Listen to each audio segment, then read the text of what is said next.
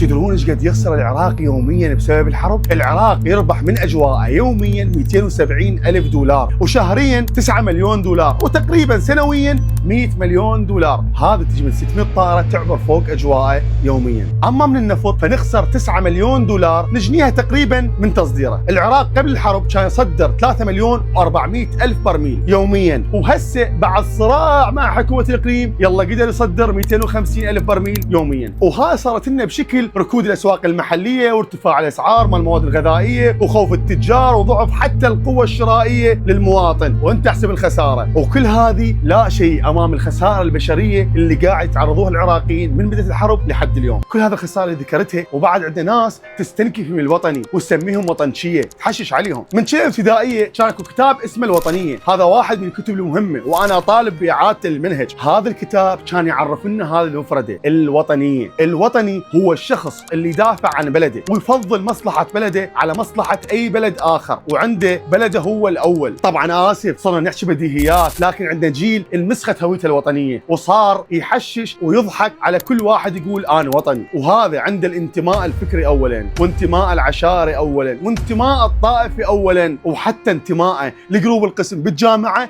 اولا، والعراق مو اولا. وهذا ما صار احتباطا، صار بسبب الثقافات الدخيله على العراق واجنده الدول المجاوره وحتى الغير مجاوره اللي احتلت العراق ثقافيا وجندتهم وخلتهم يدافعون عن انتماءاتهم اكثر من انتمائه للوطن، وما تهمهم مصلحه البلد. العراق اولا لان انت جزء من شعب هذا البلد وفرد عايش ويانا وياثر عليك بشكل مباشر وضع البلد الامني والاقتصادي والسياسي. لا تتوقع انت بامان وبعيد عن كل شيء يصير بهذا البلد. نتعاطف مع كل شعوب المنطقه ضد الكيان السافل، الكيان اللي قتل بنات مثل الورد في مدرسه الشجره الطيبه والاف الاطفال في غزه، ويبقى هذا الكيان سرطان في جسد المنطقه، وما راح نرتاح لحد ما نخلص منه ومن شره. لكن تبقى مصلحه العراق والعراقيين اولا.